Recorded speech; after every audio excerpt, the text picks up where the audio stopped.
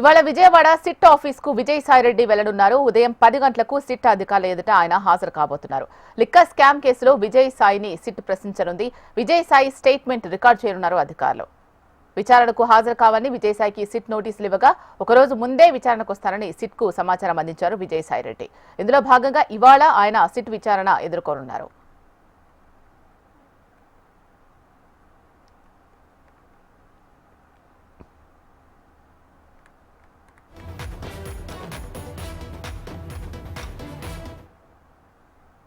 ఇవాళ Vijayawada SIT office కు విజయసాయిరెడ్డి వెళ్లనున్నారు. ఉదయం 10 గంటలకు సిట్ అధికారుల ఎదుట ఆయన హాజరు కానున్నారు.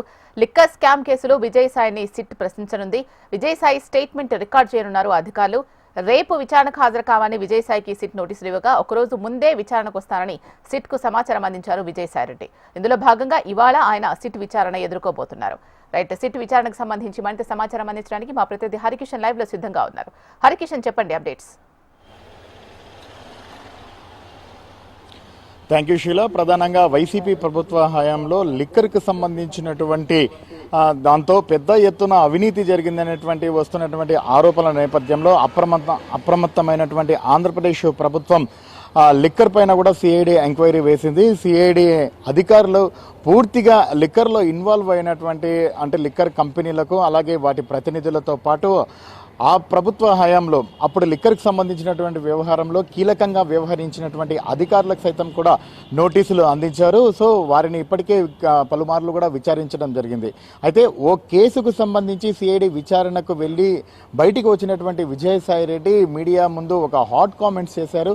లిక్కర్కి సంబంధించి పాత్రధారి సూత్రధారి అంతా కూడా కసిరెడ్డి రాజశేఖర్ రెడ్డి. ఈయన గత వైసీపీ ప్రభుత్వ హయాంలో ఐటీకి సంబంధించినటువంటి సలహాదారునిగా కూడా పనిచేశారు. సో మొత్తం ఈయన వ్యవహారంలోనే ఈయన కనుసన్నల్లోనే మొత్తం నడిచిందని చెప్పేసి కూడా విజయసాయిరెడ్డి చెప్పిన నేపథ్యంలో ఒక్కసారిగా కూడా అందరూ అప్రమత్తమయ్యారు. అందరూ కూడా ఆసక్తిగా అసలు ఏం జరుగుతోంది అన్నటువంటి నేపథ్యంలో అందరూ కూడా ఇటువైపు చూశారు. సో సిఐడికి సంబంధించి అప్పటి వరకు ఇన్వెస్టిగేషన్ సాగుతూ దీంట్లో మరింత లోతుగా అధ్యయనం చేసేందుకు ప్రత్యేకంగా స్పెషల్ ఇన్వెస్టిగేషన్ టీం సిట్ను కూడా ఏర్పాటు చేయడం జరిగింది. 6 సభ్యులతో ఉన్నటువంటి ఈ బృందానికి విజయవాడ కమిషనర్ రాజశేఖర్ బాబు నేతృత్వం వహిస్తున్నారు. ఇది విజయవాడ కమిషనర్ కార్యాలయంలో ఈ సిట్ కార్యాలయాన్ని కూడా ఏర్పాటు చేసి అక్కడ పలుమార్లు ఇప్పటికే లిక్కర్ కంపెనీ ప్రతినిధులతో పాటు అలాగే ఎవరైతే ఆ టైంలో కీలకంగా వ్యవహరించినటువంటి ఎక్సైజ్ అధికారులను కూడా విచారించడం జరిగింది. అయితే విజయసాయిరెడ్డి ఈ కీలక వ్యాఖ్యలు చేసిన తర్వాత విజయసాయిరెడ్డి వద్ద ఉన్నటువంటి ఆధారాలను సేకరించే పనిలో భాగంగా ఆయనకు కూడా సిట్ కార్యాలయానికి వచ్చి విచారణకు హాజరు కావాలని అలాగే ఆయన వద్ద ఉన్నటువంటి ఆధారాలను అలాగే వివరాలను కూడా సమర్పించాలని చెప్పేసి కూడా ఆయనకు నోటీస్ ఇవ్వడం జరిగింది.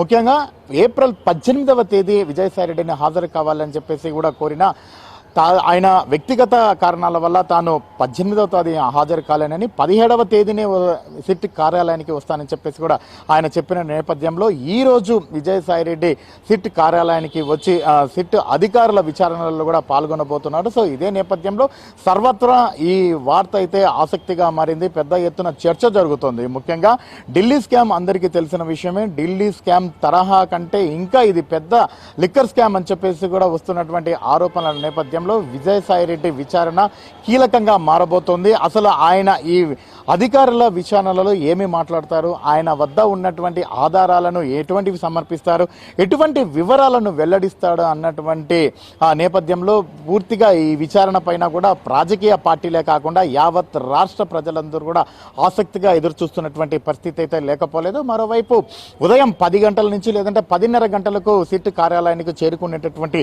అవకాశం ఉంది. మరి ఈ విచారణ మధ్యాహ్నం వరకు కొనసాగుతుందా లేదా సాయంత్రం వరకు కొనసాగుతుందా అన్న విషయాన్ని మాత్రం అధికారులు ఇప్పటి వరకు కూడా అధికారికంగా అయితే ధృవీకరించలేదు. మొత్తానికి మాత్రము గతంలో అంటే వైసీపీ ప్రభుత్వ హయాంలో A2గా వ్యవహరించినటువంటి అంటే కీలక వ్యక్తిగా వ్యవహరించినటువంటి విజయసాయిరెడ్డి ప్రభుత్వంలో అన్ని తానై వ్యవహరించినటువంటి విజయసాయిరెడ్డి అనుకోకుండా ఒక్కసారిగా పార్టీకి తన రాజ్యసభ సభ్యత్వానికి రిజైన్ చేసి సంచలన వ్యాఖ్యలు చేయడమే కాకుండా ప్రస్తుత ప్రభుత్వం ఏర్పాటు చేసినటువంటి లిక్కర్ స్కామ్ పైన ఏర్పాటు చేసినటువంటి సిట్ విచారణకు హాజరై తన వద్ద ఉన్నటువంటి ఆధారాలతో పాటు అలాగే పూర్తి వివరాలను సమర్పించేందుకు సిద్ధంగా ఉన్నటువంటి నేపథ్యంలో ఒక పక్క రాజకీయ ప్రకంపనలు సైతం కూడా ఇది సృష్టిస్తుందని మాత్రం అందరూ సర్వత్రా చర్చించుకుంటున్నటువంటి పరిస్థితి కూడా లేకపోలేదు. మరోవైపు విజయసాయిరెడ్డి ఒకవేళ కీలకంగా వ్యవహరించి తన వద్ద ఉన్నటువంటి ఆధారాలనైతే సిట్ అధికారులకు సమర్పిస్తే మరెంతమంది దీని నుంచి అంటే ఎంతమంది పెద్దవారు ఉన్నారు, వారి హస్తం ఏ మేరకు ఉంది, ఎన్ని కోట్ల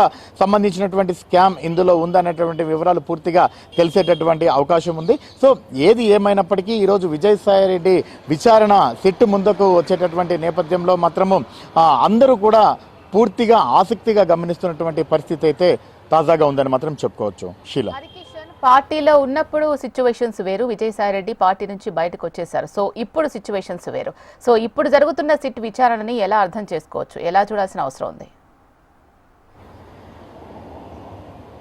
అంటే మనం ఇందాకే చెప్పుకున్నాం షీలా, ఎందుకంటే విజయసాయిరెడ్డి గత వైసీపీ ప్రభుత్వంలో ఎంత కీలకంగా వ్యవహరించారో ప్రతి ఒక్కరికి తెలిసిందే. అన్నీ తానై అంటే జగన్మోహన్ రెడ్డి తర్వాత ముఖ్యమంత్రిగా ఉన్నటువంటి జగన్మోహన్ రెడ్డి తర్వాత అన్నీ తానై ఇటు పార్టీలో కానీ అటు ప్రభుత్వంలో కానీ కీలకంగా వ్యవహరించినటువంటి వ్యక్తిగా రాజకీయ అనుభవం ఉన్నటువంటి ఎవరైనా కూడా ప్రత్యేకంగా వివరించి చెప్పాల్సినటువంటి అవసరం లేదు. సో ప్రతి ఒక్కరికి తెలిసిన విషయమే. కానీ ఉన్నట్టుండి ఒక్కసారిగా విజయసాయిరెడ్డి ప్రాధాన్యత తగ్గుతూ వస్తోంది పార్టీలో. మరోవైపు అప్పటి సలహాదారుడిగా పనిచేసినటువంటి సజ్జల రామకృష్ణారెడ్డి ప్రాధాన్యత పెరుగుతూ వస్తోందనేటువంటి నేపథ్యంలో వీరిద్దరికీ కూడా పూర్తిగా అంతర్యం పెరిగి విజయసాయిరెడ్డి బయటికి రావడానికి ఒక కారణంగా మారిందని కూడా ఆ పార్టీలో గుసగుసలు ఇప్పటికీ కూడా వినిపిస్తాయి. సో ఇదే నేపథ్యంలో అంటే అంత కీలకంగా వ్యవహరించినటువంటి విజయసాయిరెడ్డి ఆ పార్టీ నుంచి బయటికి రావడమే కాకుండా అలాగే తన రాజ్యసభ సభ్యత్వానికి కూడా రాజీనామా చేసి ఈ రోజు కీలకంగా వ్యాఖ్యలు చేయడం, అంటే లిక్కర్ స్కామ్ అనేది భారీగా జరిగింది. దీనికి సంబంధించి గత వైసీపీ ప్రభుత్వ హయాంలో ఐటీ సలహాదారుడిగా పనిచేసినటువంటి కసిరెడ్డి రాజశేఖర్ రెడ్డి దీనికి పూర్తిగా కూడా కర్త కర్మ క్రియ, అంటే పాత్రదారుడు సూత్రధారుడు.